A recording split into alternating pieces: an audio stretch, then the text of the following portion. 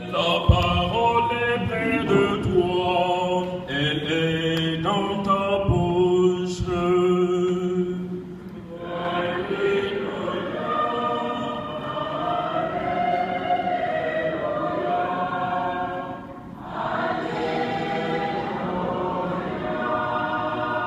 La parole est dans ton cœur, proclame ta foi.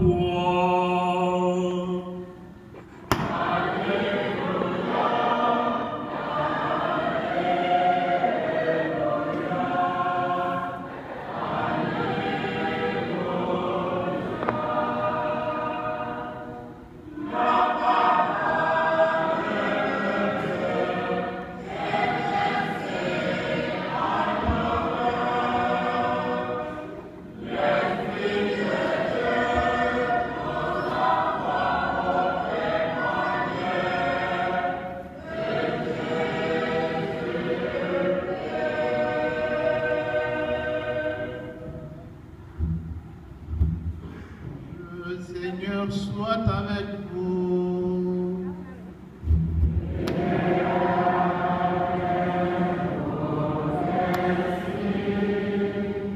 Évangile de Jésus-Christ selon saint Marc.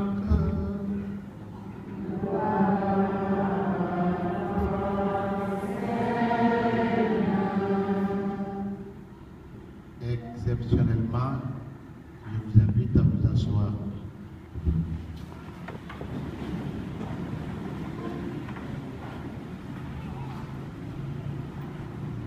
Jean-Baptiste proclamait dans le désert: voici venir derrière moi celui qui est plus puissant que moi. Je ne suis pas digne de me courber à ses pieds pour défaire la courroie de ses sandales. Moi, je vous ai baptisé dans l'eau. Lui vous baptisera dans l'Esprit Saint. Or, à cette époque, Jésus vint de Nazareth, ville de Galilée, et se fit baptiser par Jean dans le Jourdain. Au moment où il sortait de l'eau, Jésus vit le ciel se déchirer et l'Esprit descendre sur lui comme une colombe. Du ciel, une voix se fit entendre: c'est toi mon fils bien-aimé, en toi j'ai mis tout mon amour. Veuillez vous mettre debout.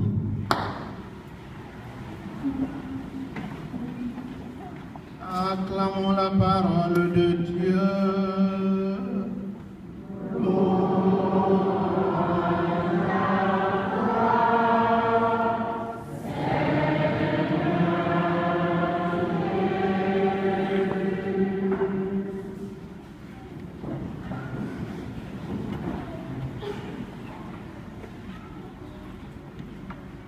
Chers frères et sœurs en Christ, bonjour à tous et à toutes.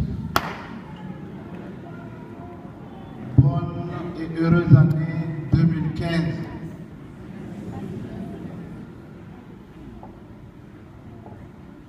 Mes frères et mes sœurs, nous venons de fêter dans la joie la naissance du Christ, notre Sauveur. L'évangile de ce matin nous renvoie à une trentaine d'années plus tard. Devenu adulte, Jésus se fait baptiser par Jean dans les eaux du Jourdain. Mais permettez-moi de vous poser cette question. Jésus avait-il vraiment besoin de se faire baptiser? Et pourquoi? Il est né sans péché. Oui, mes frères et mes sœurs, avant de commencer son ministère public, il rejoint les hommes pécheurs qui demandaient à être purifiés de leurs péchés. Cette démarche était pour eux le signe qu'ils voulaient se purifier et se convertir. Parmi cette grande foule, il y avait des collecteurs d'impôts qui s'enrichissaient au détriment des plus pauvres. Il y avait des soldats brutaux et pilleurs. Il y avait des commerçants qui vendaient leurs produits à des prix exorbitants. Il y avait aussi des pharisiens hypocrites qui se croyaient justes. Jean-Baptiste les invitait tous à se convertir. Or, voilà que Jésus se mêle à cette foule et demande à recevoir ce même baptême. Pourtant, comme vous venez de le dire, il n'a aucun péché à se reprocher. Il n'a pas de péché à se faire pardonner. Il n'a donc pas besoin de faire cette demande de purification. Jean-Baptiste le lui fait remarquer. C'est moi qui ai besoin de me faire baptiser par toi. Et c'est toi qui viens à moi. Mais Jésus lui répond, laisse faire maintenant. C'est ainsi qu'il convient d'accomplir toute justice. Voilà le maître mot de notre monde, mes frères et mes sœurs. La justice, on en parle régulièrement. Dans le langage juridique, la justice, c'est l'équité. C'est rendre à chacun ce qui lui est dû. Mais dans l'évangile, ce n'est pas de cela qu'il s'agit. La justice, c'est l'équivalent de la sainteté. C'est être ajusté à ce que Dieu veut, à la demande de Dieu, à la volonté de Dieu. Dieu a une volonté sur l'homme et cela ne peut être qu'une volonté d'amour. Et pour que nous puissions connaître cette volonté, il nous a envoyé son Fils Jésus. Tout au long de sa vie, Jésus sera totalement ajusté à la volonté de son Père pour le salut du genre humain. Mes frères et mes sœurs, c'est pour remplir cette mission du salut des hommes que Jésus a demandé à recevoir le baptême proposé par Jean. Il a choisi personnellement d'être plongé, immergé dans la condition humaine très concrète. Il est entré dans l'eau du Jourdain, pur de tout péché. Il en est ressorti porteur de tous les péchés du monde. C'est une manière de nous faire comprendre qu'il se laisse plonger au plus profond de notre humanité. Il prend sur lui notre condition humaine avec ses faiblesses, avec ses imperfections, avec ses limites, avec ses péchés. Il nous montre par ce geste qu'il veut entraîner tous les hommes dans la voie de la purification. Mes frères et mes sœurs, l'évangile de ce matin nous rejoint dans la situation qui est la nôtre. Nous vivons nous aussi dans un monde qui souffre de la violence, du racisme, de l'ethnocentrisme, des guerres, des épidémies, des injustices de toute nature. L'actualité nous en donne chaque jour des exemples dramatiques. Or, voilà que Jésus veut nous dégager de tout cela. Comme au jour de son baptême, il le prend sur lui. Il nous donne de lui donner tout ce qu'il y a de méchant dans notre vie, de différends, de mensonges, de calomnie, de diffamation, de commérage.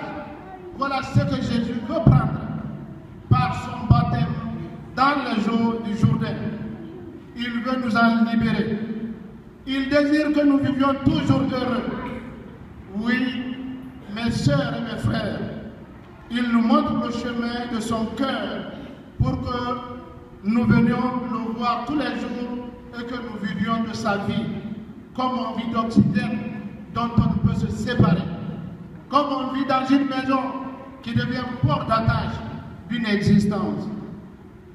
Mes frères de Sainte Rita, dans l'église primitive, les candidats au baptême venaient d'un monde sans Dieu, dont la vie n'avait aucun sens.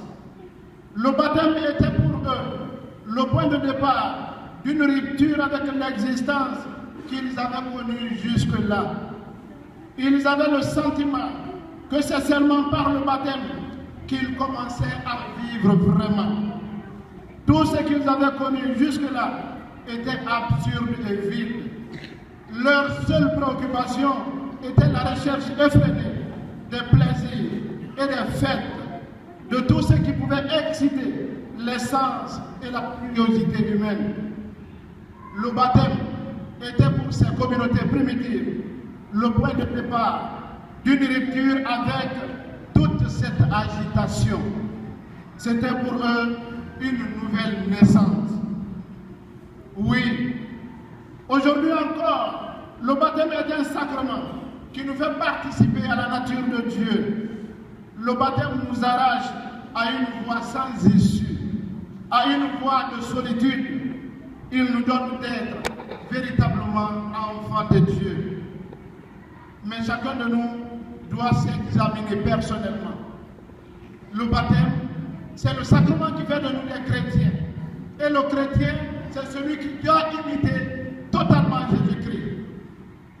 Vivre avec un chrétien, c'est vivre avec la paix.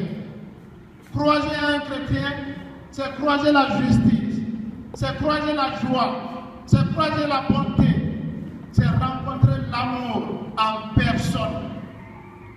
Vivre avec un chrétien, c'est vivre dans la sécurité. Mais contrairement à cela, mes frères et mes sœurs, pour beaucoup de croyants, le baptême est comme un paquet cadeau qu'on a oublié d'ouvrir, encore emballé, laissé de côté.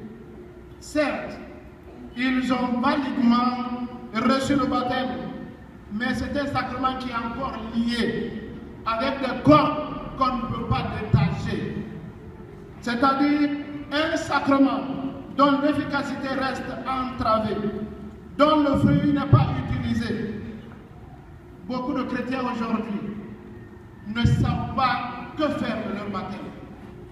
Recevoir le baptême, c'est être désormais un modèle dans la communauté, dans sa famille, dans son service, dans sa CCB, dans sa paroisse. C'est être une lumière. Mais posons-nous la question de savoir si nous sommes réellement des baptisés que nous sommes, des lumières. Si nous sommes des êtres qui réconcilient, des rassembleurs, des gens qui donnent la joie de croire encore à Jésus-Christ. Mes frères, nous n'avons pas encore adjoint la condition essentielle de la foi à notre baptême. Beaucoup de chrétiens croient aujourd'hui que le baptême est un simple diplôme. Vous savez qu'on peut acheter aujourd'hui des diplômes dans nos écoles sans avoir le niveau, sans mériter. Et on vient à l'église chercher le baptême aussi comme un diplôme. Et on est prêt à se présenter pour recevoir le corps de Christ. Alors qu'au fond de nous, c'est de la pourriture. Nous sommes souillés. Oui, Jésus n'a pas dit, celui qui sera baptisé sera sauvé. Le baptême à lui seul ne sauve pas, quand il n'est pas accompagné d'actes bons, de bonne conduite. Voilà pourquoi la deuxième lecture nous demande d'abandonner nos mauvaises pensées, nos méchancetés, nos comportements confus. Oui, mes frères et mes sœurs, nous sommes baptisés, mais nous sommes auteurs de beaucoup de désordre dans notre monde, dans notre Église. Jésus a dit, celui qui croit et sera baptisé sera sauvé. Et les textes le reprennent encore aujourd'hui. Celui qui croit, c'est lui qui est le vainqueur du monde. C'est lui qui n'a plus peur de rien. C'est lui qui est totalement donné aux autres. C'est lui qui est ouvert. C'est lui qui ne garde pas rancune. C'est lui qui ne cherche jamais à se venger. Mais dans nos familles, Que de rancune rencontrons-nous? Que d'esprit de vengeance qui comptabilise les actes des autres. Tu m'as fait ça une fois, une deuxième fois, la troisième fois, je ne laisserai pas faire. Pourtant, nous sommes des baptisés. Mes frères et mes sœurs, quand on reçoit le baptême bébé, l'Église se porte garant de la foi du nouveau baptisé. Mais dans l'espérance que devenu adulte, la personne le ratifie en faisant son propre acte de foi et en accueillant librement dans sa vie Jésus comme son sauveur et son Seigneur. Chacun de nous doit se poser cette question. Qu'ai-je fait de mon baptême? D'abord, il y en a qui ne se rappellent plus la date de leur baptême. Jamais. Ils ne savent plus quand ils ont été baptisés. Que suis-je dans l'église? Un spectateur ou un acteur? Un enfant dans la maison ou un enfant de la maison? Parce qu'on peut être dans la maison sans être de la maison. On peut être dans la famille sans être de la famille. Alors nous qui sommes baptisés, qui sommes-nous? Nous sommes dans la maison de Jésus ou bien nous sommes de la famille de Jésus? Que faisons-nous avec notre baptême? Nous sommes prêts à fêter nos anniversaires de naissance. Mais qui a un jour dit à son papa, à sa maman, à son épouse, à ses enfants, fêtons l'anniversaire de mon baptême? Qui? Pourtant, le baptême aussi est une nouvelle naissance. Une naissance en Dieu. Mais nous sommes prêts pour les fêtes de ce monde. Pour l'ambiance. On danse Farignagi devant tout. Mais pour le baptême, jamais. On ne s'engage pas. Mes frères et mes sœurs, la seule chose dont un homme a vraiment besoin pour vivre, c'est l'amour. Nous le savons bien. Aujourd'hui, à travers le baptême du Christ, Dieu s'adresse à chacun de nous pour dire, toi aussi, tu es mon fils bien-aimé. En toi, j'ai mis tout mon amour. Et si nous avons cet amour de Dieu, ce n'est pas pour le garder avec égoïsme. Chez nous, nous devons aimer aussi les autres. L'amour est appelé à être partagé. Tout ce qu'on fait dans la vie sans amour n'a aucun sens.